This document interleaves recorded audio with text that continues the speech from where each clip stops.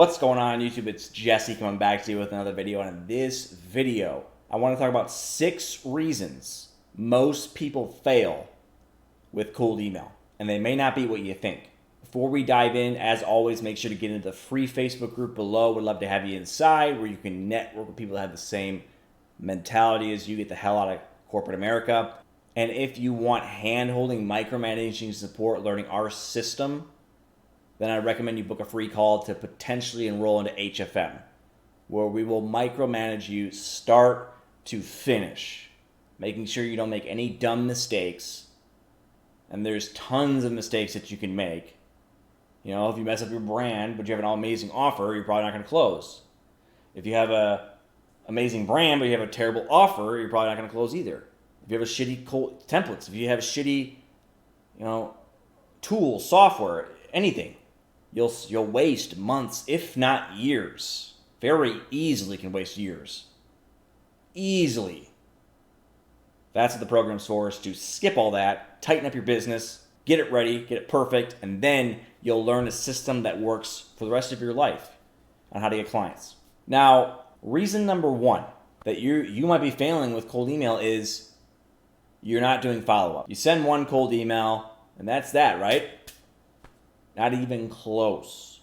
You should be sending multiple cold emails to the same person because these people are very busy.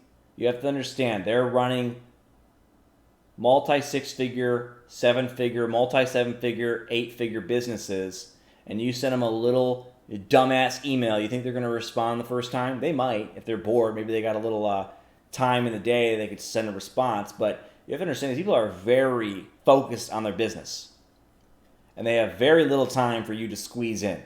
That's why you want to keep hitting them with cold emails until you run out of emails in your sequence. Maybe you don't feel comfortable sending more than 3 emails, maybe 5, whatever it is for you. You should at least do 3, because you're going to get clients, prospects I should say, that are going to respond at different emails in the sequence. So you might have sent your first cold email to 100 people and only 3 respond. But if you had sent a second email, 10 respond. So you got, I don't know what that would be, quadrupled your response rate by sending 1 extra email. And then you're going to send another email. And out of that first 100, you've already gotten 13 that responded.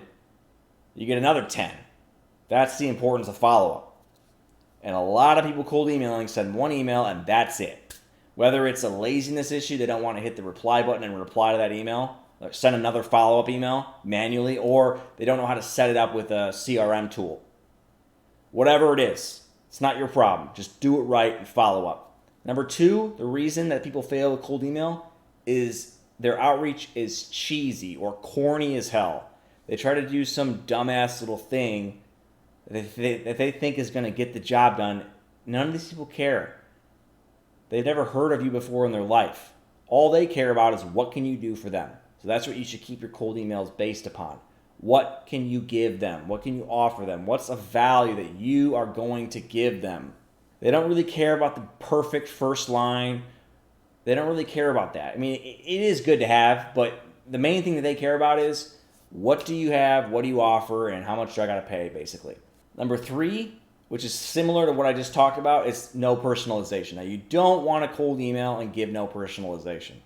You want to have some sort of element of, hey, love that you were in this baseball team or whatever. Now, I have heard that not doing personalization actually works pretty good too. So it's all about your offer. If you have a really rock solid offer that's just like kicking ass, then you don't need to necessarily do, personalization. Like you could literally just send someone like, hey, look, we will manage your entire list 100% performance gear, 100% performance based. They pretty much won't even give a shit that you didn't personalize for that good of an offer. But if you, have like a retainer, you kind of want to make, focus on the more of the relationship building part, where because when you get on a call, they're going to put their neck out for you. They're going to pay you that $2,000 a month.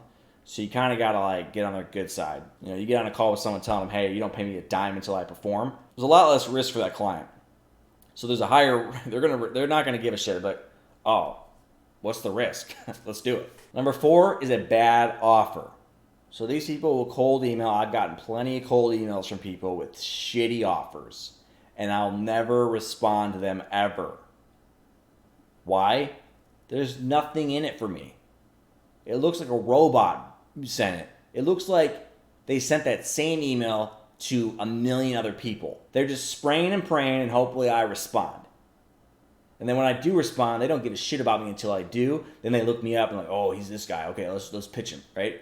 They didn't do any research about me. They hadn't been following me. I've had people literally hit me up telling me, hey, I've been following you for a long time. I love what you're doing, and I can tell they don't watch me, or they don't check me out. They don't. It's bullshit, right? Overall, bad emails are bad offers. Give me a good offer, and then I'll want to respond, right? It's as simple as that. What's in it for me, right? The fifth reason is no split testing. A lot of people will cold email till they're blue in the face with one sequence of emails or one cold email for 10,000 people. It's like, did you do any split testing in that time period? You should be always split testing. Send to 100 people, and then after 100, maybe switch up the messaging just a little bit and see which 100 got the better result. Pick the winner. Don't send the same message to that many people and not split test at all, please. It's so beneficial to split test. I'm always split testing.